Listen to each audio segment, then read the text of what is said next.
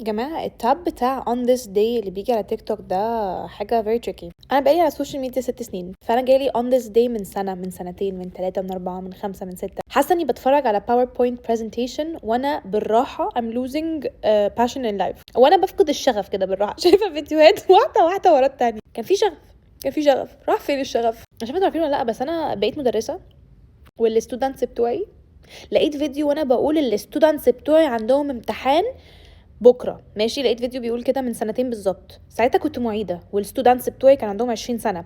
دلوقتي الستودنتس بتوعي عندهم 8 سنين. انتوا متخيلين الفرق؟ وانا معيده اصلا كنت بتاخر على الليكتشرز، ما انا كنت معيده بقى، انا حره، هم اصلا كانوا بيجوش. انما في المدرسه انا 7:15 ببقى في مدرسه، 7:15 ببقى في مدرسه. انا بصحى الساعه 5 الصبح، انا بخش السرير الساعه 8 المغرب.